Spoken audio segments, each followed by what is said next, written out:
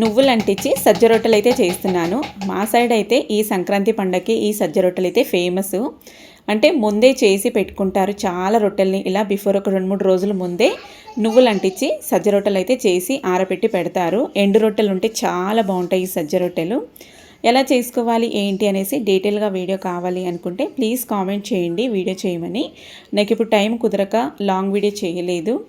ఇంకా short video కూడా నేను ఇంకా డీటెయిల్గా చేయలేకపోయాను. ఇది నైట్ టైం చేశాను కాబట్టి. సేమ్ జొన్న రొట్టెలు ఎలా చేస్తామో అదే ప్రాసెసేనండి. పొయ్యి మీద మనము ఒక గ్లాసు నీళ్ళు మరగడానికి పెట్టుకుంటే నీళ్ళు బాగా మరిగిన తర్వాత ఒక గ్లాసు ఈ సజ్జపిండి వేసేసుకొని బాగా మిక్స్ చేసేసుకొని తర్వాత ఇంకా పొడి పిండి పడితే పొడి పిండి వేసుకొని లేదంటే గట్టిగా అనిపిస్తే కొన్ని చన్నీళ్ళు యాడ్ చేసుకుంటూ పిండిని అయితే బాగా నీదు చేసుకోవాలి, నాదుకోవాలి. తర్వాత ఇలాగా మీకు చేతితో కొట్టడానికి రాలేదు అనుకుంటే ఇలా సేమ్ ఇంకా జొన్న రొట్టెలు చేసినట్టే కర్రతో అయినా రోల్ చేసుకోవచ్చు. ఇప్పుడు ఇంకా పైపులతో చేస్తున్నారు. అది కూడా ఎలా చేస్తారు ఏంటి అనేసి నేను మా అమ్మ అయితే పైపుతోనే చేస్తుంది. ఆ వీడియో కూడా షూట్ చేసుకున్నాను. మీకు కావాలంటే నేను నెక్స్ట్ వీడియోలో పోస్ట్ చేస్తాను. ఇలాగే సేమ్ ఇంకా ఇలాగే జొన్న రొట్టెలు చేసినట్టే ఇలా కర్రతో అయితే రోల్ చేసేసుకోవాలి. ఎంత పలుచగా కావాలంటే అంత పలుచగా వస్తాయండి. చూసారు కదా ఎంత బాగా మూవ్ అవుతుందో రొట్టె. అలాగే సైడ్స్ కూడా మనకి ఎక్కడ చిరిగిపోలేదు.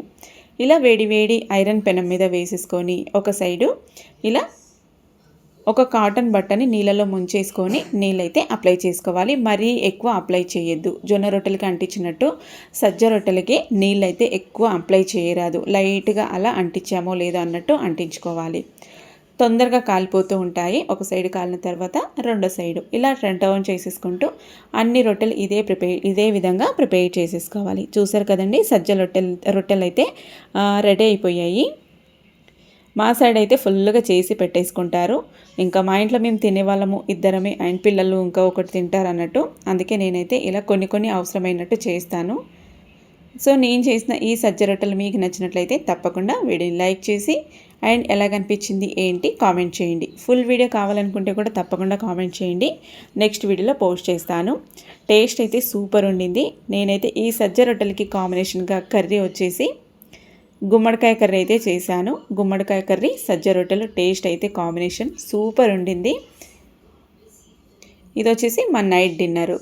మరి నైట్ డిన్నర్లో మీరు ఏమేమి తిన్నారు ఈరోజు తప్పకుండా నాతో షేర్ చేసుకోండి. అండ్ ఇలాంటి మరిన్ని హెల్దీ రెసిపీస్ కోసం మన ఛానల్ స్వీటీ కిచెన్ని సబ్స్క్రైబ్ చేసుకొని ఫాలో అవుతూ ఉండండి. బాయ్. నెక్స్ట్ వీడియోలో కలుద్దాం.